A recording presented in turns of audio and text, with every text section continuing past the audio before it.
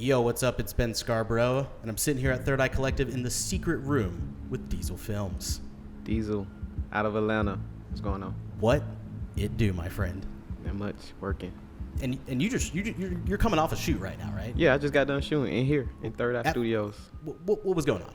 I had my boy Uno the Activist in here with Reggie Baby, Man Savage. Was like two more people. I just can't think of the name. Was this larger? Was this part of a larger project, and you needed to film some scenes here?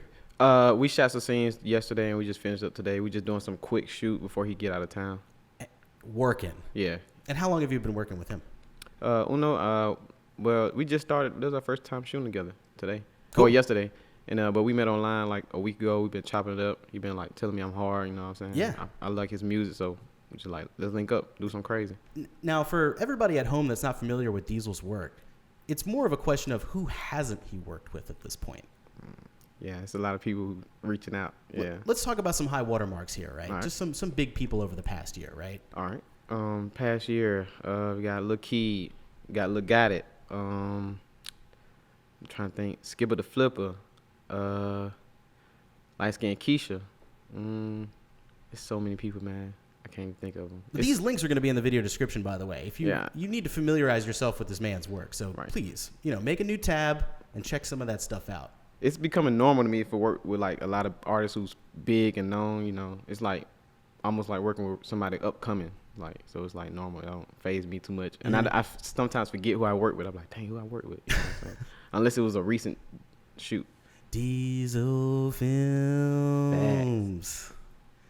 So, filmmaking, kind of like deep sea underwater biology, is one of those career fields that you get into where maybe someone's not putting a gun to your head saying, do this.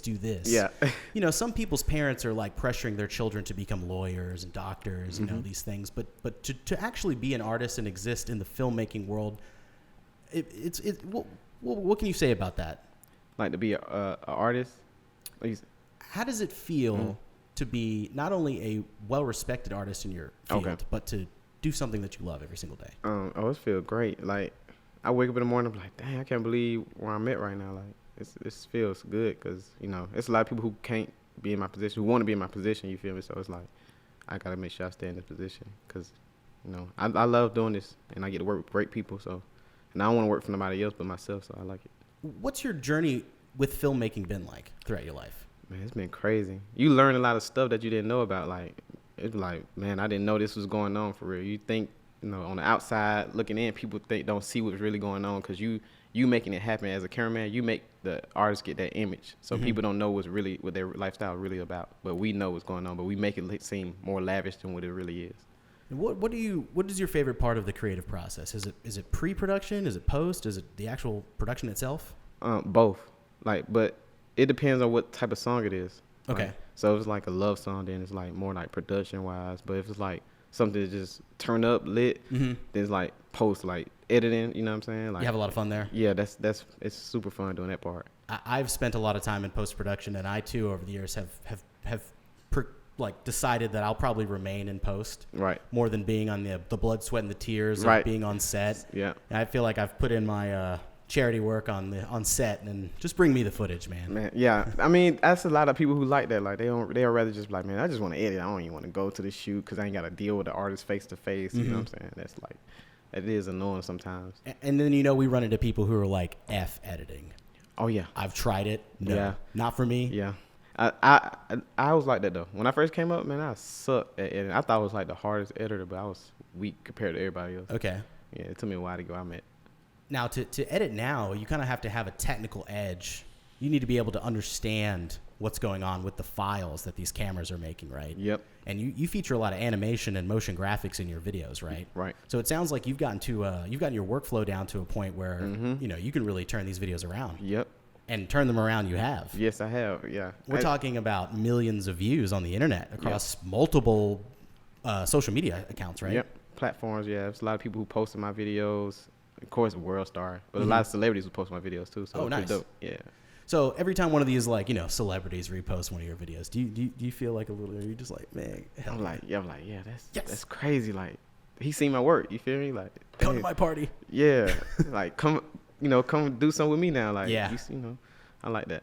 So you say you're from here. Yeah, I'm from Atlanta. Yeah. Now that Hollywood, is kind of here, Mm-hmm. and all these big motion pictures are being shot here. What is it like, seeing old Atlanta kind of become like this internet video wave in the Southeast with Hollywood being here? What do you think about it? It's dope to me because I feel like I'm starting that new wave for real, like out of Atlanta. Because of course everybody know he's not from California, but Cole Bennett, he lives in California now. Oh yeah, I'm familiar with his work. Yeah, but he made it the new wave with the little animations and stuff. Mhm. And I feel like now, back then they had the little simple video, but I'm making it like a new wave here with the creativity. Feel me? So when I first moved to Atlanta, I worked on a few music videos. Mm-hmm. I've had a lot of fun making music videos. Right. And I just haven't made one in a few years. how long? I want to say my last music video was at least in 2016. Oh dang. Yeah. Oh, you done? You been done? Yeah, I know. I kind of like, I got a corporate job. I got like a 9 to 5, and then I just kind of like fell back into the streets, and I'm here now. And, me and JFK were talking about shooting some videos when it's music video season in Atlanta. You're right. Just for fun, just to kind of like feel alive, Summertime's coming up, so you might want to step out and just go crazy. We've toyed around with doing some meme stuff, like maybe me writing a song and shooting a video for my own, like a la the Lonely Island comedy group and stuff. So we might be over there at Third Eye Collective making some joke music. I gotta see that. Yeah. Some meme raps. Some meme raps. But what's been going on? What are some big news stories that you've been following lately? News stories. The YNW Melly. Oh, that he was riding around with bodies. Man, that's crazy. Did you get the full update from the? Yeah, I read everything. I was like, it sounds so legit. Like he did it. Like it makes a lot of sense. But it's like, dang, I can't believe it won't. I met him before. Oh, you did? Yeah, at a show. I was at a show, and he was there. And he was talking about them. It was like 3 days after it happened. And he was talking about it. He was like, man, RP my brothers, man. We was in the back area, the backstage. Okay. It was dope. I was like, dang. He was probably still decompressing. Nah, he looked normal, man. He was ready to turn up. Oh, wow. He went on the stage and turned up and everything. Okay. But he was like, reminiscing on his brothers backstage, and saying RP to them. I love them. So it seemed like he was showing genuine love. So it's like crazy. Like, I'm like, dang, I don't know. Like, I really can't say I wasn't there, so. Yeah, I want to say I saw the news story. It's last night. It's kind of different when an official kind of says, "Yeah, he was in the back seat." Yep. We bullet trajectories. Yeah, that makes a lot. This isn't how forensics work. Yeah, my dude. I think they said something about like it seemed like they got shot from like 3 feet away from each other, so it had to be close up. And somebody had to be in the car when it happened. It was like they was in the car when it happened. So there's been a lot of the hip hop police has been out this year. Man, the month of February was crazy. I don't even know about that one. What was that all about? The month of February is just a lot of artists been getting locked up, like Blueface. Oh, the month of February. Yeah, R. Kelly. There's multiple people. Did you see that? Like one of his friends posted 1/10 of his bond and was able to let R. Kelly out. Oh yes, I seen that. Yeah. Yeah. I mean that's crazy too. I got the Pokemon gear on because 2 days ago Pokemon turned 23. Oh, that's crazy. There were a lot of like people in the art industry were doing their own little doodles. Man, I was a big Pokemon fan when I was growing up. With the cards? No, the TV show. With the TV show? And the cards a little bit, but more like maybe TV show. Yeah, that's the interesting thing about Pokemon because I was actually more into the TV show than the Game Boy game and the cards. Right. That speaks to a franchise, like when you have a franchise that big and you can just choose which lane you want to be, a fan of. Right. I think I was both though. I was a big fan of the games for like good 3 years, but the TV show for a long time. Did you play like Pokemon Stadium on the 64 and stuff? No, I ain't playing on the 64. I just play on the Game Boy most of the time. Okay. But I had the first they had the colors and all that type of stuff. Oh yeah, like those. yellow and red. Yeah, and stuff. yellow, all that. My brothers were into it, but it was commonplace for anything that my brothers were into. I just had to, the opposite of that. Yeah. I was into like shooters. They were into RPGs. Oh yeah, I'm a shooter person too. Yeah. You got any siblings? I got like 6. Oh wow, Yeah, big family. I mean, it's like dad's side, mom's side, Okay. Damn. It's just the 3 of us. I couldn't imagine having. Wow, that's. It was a lot. It's a lot of us here. How, are you the oldest? That's awesome. Yeah. I'm the oldest too. That's dope. Isn't that a great feeling? Yeah. It's kind of like everybody got to look up to you though. That's the only thing. Like that's the only thing. Yeah, they look up to you like, okay, what you got going on? So since we're talking about video games, you know, that's kind of the place that my thoughts drift to in time of R&R. Like when work is done, I'm usually playing some video games. How do you decompress from an editing session? Me, usually I sleep, man, because I need some rest. But when I do play video games, I like to play Red Dead.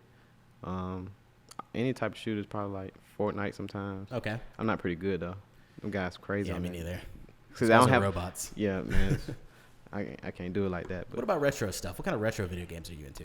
Retro games? I don't think I played no retro games in a long time. I think. What would you name a retro game that you think? I would say anything from the previous two, anything that's not the previous two console generations. Okay. So like N64, PS1, and back. Okay. Let me see. I used to play that Super Mario, the one where he used to jump through the mirrors. I don't know if it was on Nintendo 64 or something like that. Is that Paper Mario? Nah, it wasn't Paper Mario. Zelda. What about the GameCube? You ever fuck with the original Xbox? I had the GameCube. PS2? I had PS2. I used to play that. What's that game where the celebrities would fight each other? Def Jam. Celebrity Deathmatch? Def Jam Vendetta. Oh, Def Jam Vendetta, yeah. Yeah, that. Dude, we actually played the shit out of that game. Man, I used to love that game. Man, EA, man, bring that game back, man. I think they was talking about that. They is talking about that. Really? Yeah, I think I forgot who's doing it. I think it might be Ice Cube or somebody. Okay. Yeah, that'd be dope. Big fighters coming out this year. Mortal Kombat 11 is coming out. Soul Calibur 6 came out. Mortal Kombat, yeah, there's like a... Kingdom Hearts 3 came out. 21 Savage had music in the Mortal Kombat 11 trailer. Did you see that? Nah, I didn't know that. Yeah, they're going hard with the promotion on that game. That's lit. Oh, that was crazy. You know, 21 Savage got locked up this month, too. We got London on the track. Like, what's going on, man? It was crazy. It was a crazy month.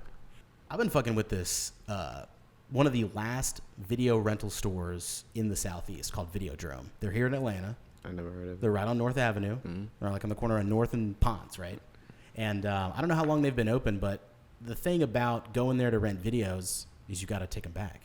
Right. And when you go back, you're right back in the store and there's more to rent. Right. So I have this little bit of an addiction right now where I've been going and renting these movies for these are films that I've always wanted to see. And I'm also getting the chance to watch some of my favorite movies for the first time again on Blu-ray. Like, you know, you watch movies on VHS growing up and DVD, and then maybe you pop in the Blu-ray, and it's like watching it for the first time. Friday. The movie Friday? Yeah. Like the first time watching Friday in HD. And then, yeah, it looked clean. I was like, dang, it's way more crispier than when you just watch it on VHS. What are some influential films that you, like, maybe top 10, some films that you keep going back to, that you draw inspiration from? Juice. Okay. With Tupac. What else? Menace to Society. That's like my favorite movie in the world. I love that movie. Man, it's my favorite movie. Any John Singleton films? John Singleton. Nah, more like what's the dude? Tarantino. Yeah, I like a lot of his films. Reservoir Dogs. Man, what's the one with him and they was in the store. Desperado? Yeah. Or From Dusk Till Dawn. Dusk Till Dawn, and then there's another movie when they was in the, what's the one? No, Spike Lee, might have been Spike Lee. When Samuel Jackson and another guy was in the store and they just robbed the store at the very beginning of the movie. They was in there eating lunch or something, breakfast. Dang. I forgot what the movie called, but I loved it. And I like the recent movie they did with Super 8, something like Super 8, Daily 8. Oh, Hateful Eight. Hateful Eight. Yeah, I love that movie. You know, I went to see that movie at the Regal Cinema in Atlantic Station. They actually had to wheel in an analog projector because they brought in a 70 millimeter print of the Hateful Eight. Oh, they did? Yeah. Oh, that's crazy. And so, like, it was super analog, and, like, the wide shots out in the snow were great, but we got there late, and we had to sit in the very front row. So we couldn't really get the eye jizz. Right. You know, we couldn't really get the whole full experience, but, you know. And you know, to be honest, Tarantino, to shoot a movie in 70 millimeter, and it takes place inside of a building the entire time, you know? Here I am thinking this movie's going to be outside. Yeah. It's in a house. I didn't know that either. I was like, it was in a house. That's kind of overkill when you think about it. Right. 70 millimeter in a house. Then it's probably like darkish looking. Yeah, like all the lights. A little bit of trivia out there for people who don't know. There was a guitar in the film that is smashed by the female lead. Kurt Russell is playing a guitar in that movie, Hateful Eight, and she grabs this guitar and she destroys it. On the fireplace? Check out the clip right here. This is the clip I'm talking about. It's like she can't stand hearing Kurt Russell play this guitar anymore, and she grabs it and she destroys it. So that prop was actually on loan from a museum, and it was a rare, one-of-a-kind, Like I think like Johnny B. Good was played on it at one point by Chuck Berry. You know what I mean? Like it had this invaluable price tag, and it was on loan, and they were supposed to swap the prop out and have her destroy that, but she destroyed the actual. That's crazy. I wonder how that turned out. Oh man, you got to write a really strong apology letter. Man, you know, I want to say the Weinstein Company put out that movie before they shut down, so somebody at the Weinstein Company probably had to like cash out. You know, that sucks. That happened to me one time though. I think on a set. Tell me about it. Somebody broke a light that was rented. I had to pay for it. I think I've been there. Yeah, it was like expensive too. It was like, dang, I didn't expect it to be that expensive. I'm like, oh, it's probably gonna cost me like $50, like $250. I'm like, what? Why is $250? I know it's only worth like this much. They're like, nah, we gotta charge you on top of that because we missing out on rentals. And I'm like, oh man. Yeah. The fine print. Man, it's crazy. It's like people don't think about lights. There's just this cable dangling, and the artists don't think about none of that. It's top heavy. They just thinking like, I'm just gonna, and they just walk over stuff and boom. It's like, have you ever dropped a DSLR? Yep. Yeah, I've been there too. I dropped my Sony A7S II my third month having it, and I broke the whole viewfinder. Ouch. And then it was gone. Did you have to do the manufacturer's warranty or anything like that? Nah, I just ended up selling it and rebought a new one. What are you shooting with now? I shoot a Sony A6500, and then I use the red camera sometimes. Okay. Yeah. Is that's the killer combo? I mean, yeah. Though, if you know how to work it, you got to learn how to work the camera. Because a lot of people shoot my same camera, and they quality look different. I guess they don't know how to work their camera good. Come on, noob. Yeah. Pick it up. I mean, I was on that same level one time, and I just learned my camera. Once you learn the camera, you good. Because it's gonna make it easy when you edit. Do you think flipping open the instruction manual or the actual experience with the red prepared you for the experience with the red? Really? Like I had to do hands-on, and then I learned it. Are there some curveballs that it'll throw you? Oh yes, really? a lot of curveballs. It's difficult at first. First month it took me like 4 shoots to really just learn the red camera.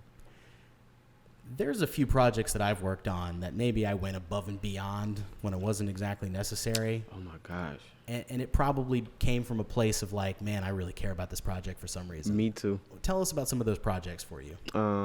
There was a couple, man. It was like, let me see, I'm thinking one is recently. I think. The nameless video with Lakeed. Yeah, it didn't go as planned because I had like a good treatment, but everybody came in drunk, so it was like we couldn't go as planned. Yeah, but I still came out of the movie though. It came out even better than what I expected. So I guess that was, but it was like, dang, I really wanted to be this way, but it didn't go that way because everybody was drunk and they would listen, and then we had a time frame we had to work on. So it's like, dude. So the director and you is pulling your hair out, but the editor and you is just smoking a cig in the back, like it's gonna be all right. Yeah, it's gonna be all right, man. I can make it work. But me and my AD was like, my AD was really mad. He was like, man, this is not right. This is unprofessional. I was like, man, hey, it happens sometimes. You know, this is part of the job. We know it, so we just got it on. Yeah. And there was another project with another artist, man. He just didn't want to do certain stuff, and we was not trying to shoot unless he did it. We were like, yeah, you got to do it, or we're not going to shoot this scene. Okay. So he had to do it. Like, get in the car. It was something just like that. That simple. He was like, I'm not finna get in there. And I'm like, nah, you got to do it because it's not going to make the video. It's the whole point of the video. Well, so filmmaking for me is all about the collaborative effort between working with other creative professionals, right? Mm-hmm. When you assemble a team per project, who do you like to work with? Or what jobs do you find yourself filling the most on your sets? Me on my set, I like to be a director, and sometimes I like to hold the camera because I know how I want it to look. You feel me? Some directors, they have a different vision. They like, oh, I like it this way, but you know how you want it, so it's like I want it this way. Yeah. But I do have a lot of people I pick on certain shoots. You feel me? Like I usually pick the picture man. His name is the picture man on Instagram. Okay. He don't want anybody to know his real name, but he's very dope. He's one of the best ADs ever. Like he got the red. He's on his own red. So he know the red real good. He know how to color correct everything. He know the little stuff that you don't notice. He notice it. It's like he help you with those small little problems. You like, hey man, do you think this look right? He come in. This is what you need to do. Dude, God bless DPs, man. Yeah. Shout out the picture man. Man, I love him. For me, over the past 10 years, like I said earlier, I came to Atlanta specifically to shoot some music videos and kind of like cut my teeth in the scene. So that was you was here for, just videos? Actually, yeah. I remember where I was when I saw a music video by the Motion Family for... they used to shoot everybody. T.I. Yeah. They shot a lot of T.I. videos. This was in 2010, and I want to say I caught it in YouTube embedded in a music blog. Mm-hmm. And it was for the song Caddies by Alien Craft and Grip Playas, who's recently passed away. R.I.P. Grip Playas. But I was in New York for a little bit, right? And I was like, wow, everything is so expensive here. I'm just going to go. And when I saw that music video, I was like, I'm going to go to Atlanta and produce a bunch of cheap art, right? And take it with me back to New York. And I just ended up staying here. I've just met everybody that I could ever want to meet in my field. Right. And there's really no reason for me to go to Los Angeles right now. Exactly. That's why I want to stay here. Because at first I wanted to move to LA also. And I was like, man, I can make it out here. Like, if I make a wave right out here, of course it's going to go to LA too. Like, somebody going to see it. And then one day I'll go out there. But I still want to stay out here and make my own little wave. Yeah. Because, I mean, the writing was pretty much on the wall at the time. I want to say even 10 years ago, creative loafing was like, industry sets sites on Georgia, film production or whatever. That was all I really needed to hear to be like, well, let's just get started here. You know what I'm saying? Why go, hang out with all those Scientologists and pedophiles in Hollywood? Why don't we just, it's A-Town, baby. Exactly. You know who you are. Yeah. We can fuck Hollywood. We the new Hollywood. Burn Hollywood, burn, like Chuck D says in Ice Cube. Atlanta, new Hollywood, man. So we're here at the Met, and they actually shot a sequence that took place in Korea. The Korean sequence in Black Panther was filmed just 2 lanes between the 5,000 and the 6,000 warehouse. Right. And a few nights ago, Black Panther won, 4 Academy Awards. Yeah, I seen that. And so the social media for the Met was like, it was filmed here. We had a sequence filmed here and whatnot. I think that alone is going to really open up Atlanta. They shot the Avengers here too. Yeah. We happened to be downtown, and there was a whole right over there by Georgia State. They had the section blocked off, and I'm pretty sure they were shooting Infinity War because they had vehicles overturned. What about they're shooting what's the new Bad Boys? Oh, Bad Boys 3? Yeah, I think they shoot some scenes out here too. Dude, my homegirl Atlanta Anna, shout out to Atlanta Anna. She put me on. They sent her this PDF to all the people that live at that apartment complex next to 17th Street. Right. And it's we're going to be firing blank rounds. There's going to be helicopters flying over this little area. Oh. I actually saw a helicopter just chilling over there by 17th Street. That's what I was talking about. Yeah. I was like, yeah, I just ran up on it in traffic. But yeah, I can't wait to see what action sequence is filmed in Atlanta. Dude, Bad Boys 3 is going to be so major. Man. So this is what I was going to ask you. There's, I grew up wanting to be a Scorsese. Right. One time on a bitch, you know what I mean? Just turn the fuck up, make a movie. And then it's the older I got, the more internet video appealed to me because of its accessibility and that immediate gratification. If you put a hit online and it goes viral, it's a great feeling. Oh yeah, it feels great. And the desire to create a feature-length film has kind of gone down, but it might be rekindled at some point. Where do you stand on that? Have you always wanted to make a movie, and how do you feel about internet video? Are you in the, would you like to make a movie? I would love to make a movie. That's how I got into music videos, to be honest. I always wanted to write my own movies, act in it, everything, direct it. I want to be everything. So, and then I was like, man, what I could do that I know that's easier for me, and I just picked up the camera. But I do like the internet wave now though. What did you think of Snow on the Bluff the first time you saw it? I thought it was crazy. Cause I used to be out there. I used to go around there. I don't hang out there, but I used to go around there, see stuff, and it's that was a good little movie though. How he put it together, and I met him a couple times. Mm-hmm. Yeah, I met Curtis. That movie really influenced the way I saw independent movies going down in Atlanta. Man, I think I don't think they did it I don't think they planned it to be like that. I think it just happened. I thought it was real. I thought everything was real. Man, he robbing people on video, and they just gonna put it on Netflix and just go viral like that. Not only was it on Netflix, it was #1 on Netflix for 9 months in a row. Yeah. Talk about superstardom. That was big. The story was, for anybody at home that doesn't know, they put out about 40 minutes on a blank DVD, and it made its way through the police station, the neighborhood, and everybody thought it was a hood snuff film. And the guy from The Wire who plays Omar saw it and, was able to come down and dramatize certain events and finish it. But it's a classic tale of independent film, Right. being, only 40 minutes was out.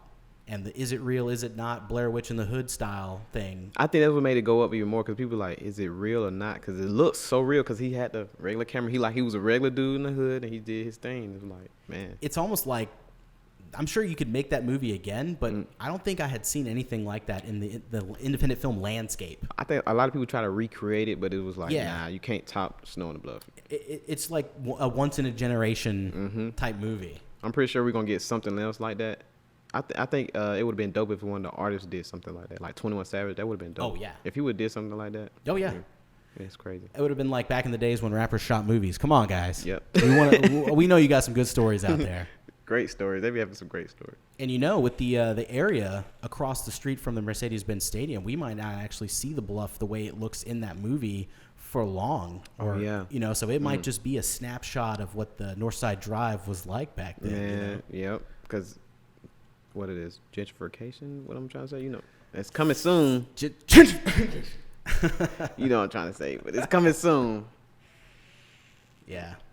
But yeah, the Bluff it's a crazy area, man. It's calmed down since then though. That was crazy. That's crazy when they shot it. It was a very bad. It was definitely not a safe area to go through. So let's see.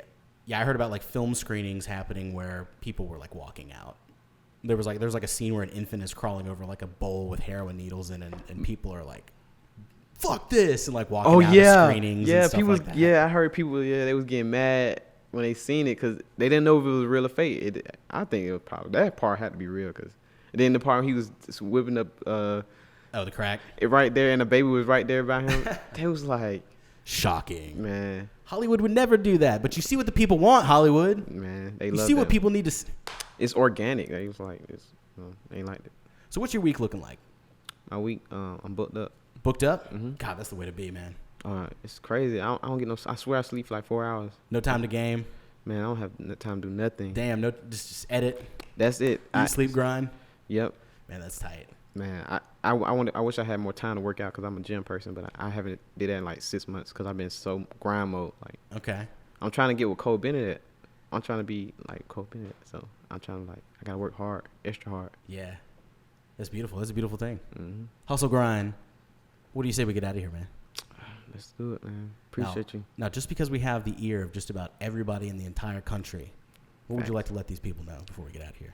Follow me on Instagram at myshitdiesel. Feel me? Diesel Filmz. Look at my music videos. Just look at my creativity. You feel me? Links in the video description.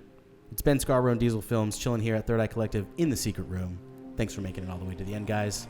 Comment, like, rate, subscribe, share. Do all that. Thanks, guys. We'll see you later. Peace out.